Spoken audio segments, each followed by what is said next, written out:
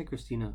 So I'm just opening up your file here, and I think I have a couple of solutions that I can show you. I'm not sure. I hope I'll capture everything we talked about in our last conversation, but if I miss anything, please let me know.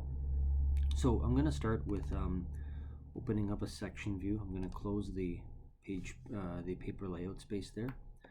I'm going to do also a 3D view. And so I'm going to start with the difficulty we're having in aligning the walls, particularly right here with this kind of stuff. I think I might have figured out what happened there. So just to illustrate it, I'm going to hit WT, Windows Tile. And so I've got your section here, the 3D here. And so now, for instance, like when I click this wall, and then I click into this window to activate it and I rotate it around, it'll show me what I'm kind of selecting, right? Alternatively, if I click the other wall, it'll show me that. Now if I zoom into here, it doesn't want to show me anything. It shows me something that's kind of embedded inside of this. And so I suspect that if I were to, for instance, delete the floor, you've got like another set of really short walls or something hiding out in there. And so I think that's why you're having difficulty aligning things together. So what I would do instead, I'm just going to kind of take a, oops, that's not what I wanted to do. I can either like click every single one individually and just delete them. Another way possibly to do this is I can just take, no, that might be the best way to do it. Okay, just to go around and individually delete them, or even in this 3D view, just to go hide element. Oops. Hide element, and kind of poke around and see what else is stuck inside of it. And I think now it looks pretty good to me. So I would go back to here, unhide the element, and in the section now, it looks pretty good, I think. So you did it correctly. It's just there was some extra stuff hiding out in there. Now the other issue I think you were having was with your dimension. I'm going to close this, we don't need that anymore. Was just the accuracy of the temporary dimensions and moving walls and such around. So the bit I've learned about temporary dimensions, you can control the rounding in the annotated dimensions just by going to typing UN and let's say length. You can control the rounding here, but the temporary dimensions will not round. They're intended to give you the most accurate possible reading you can get, and that's to detect errors and stuff like that as you're drawing. So we can't get them to round or to snap to a certain increment of length. But anyway, that's why you're getting all these weird fractions and stuff, and there's no way to fix it by getting them to round differently. We have to fix it by actually moving the element to where it's supposed to be.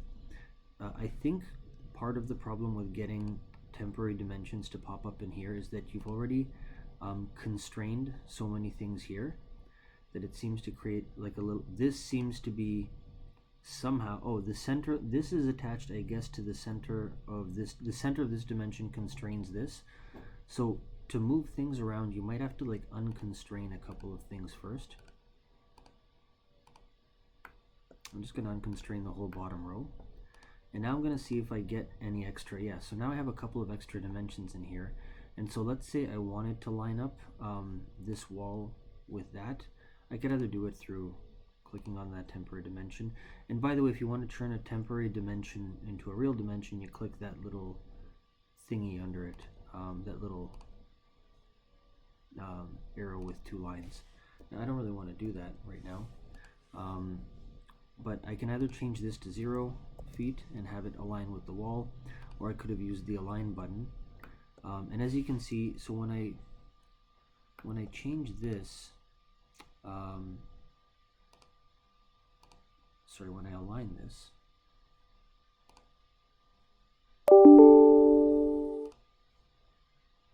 what am I doing here? Okay, get it together, Kubo. Okay, here we go. There we go. it changes this dimension. So I'm not really referring to the layout that I provided, but I suppose that's my mistake. I must have shown somewhere that this is the correct distance of that wall. And anyway, I guess what I'm trying to say is that to get the temporary dimensions back and to be able to move things around, you might have to loosen up some of these constraints. And it's possible that the mistakes were made in the handout that was provided, or there were some contradictions in there. I'm not sure how that could have occurred, but it's possible that the error is not with you, but in the way the assignment was set up. So anyway, once you release the constraints, you get a lot more of these temporary dimensions back. And then, for instance, let's say I want to click this, and I want to change this distance from here to here. It's 4'8" and some crazy fraction, so let's say I just say 4'8". See, now it moved. I'll make that more obvious. I'll change it to 4 foot. See, it moved this one back, and I didn't want that. So what I'm going to do is undo that twice. Now it's in the right position. And instead of having, what I can do, there's two ways around this. If I click this one instead of that one, and I change it to 4 foot, now it'll move the other one closer. But that's kind of a cheating way of getting out of the problem. So I think what might make more sense is I'm going to lock this distance. No, or you know what, alternatively, I undid that. I'm going to delete this dimension. Straight up, just delete it. I'm going to move this one to here, if I can.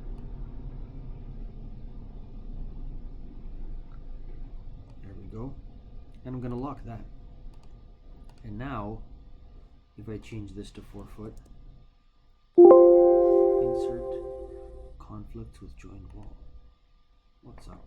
What's conflicting with this wall?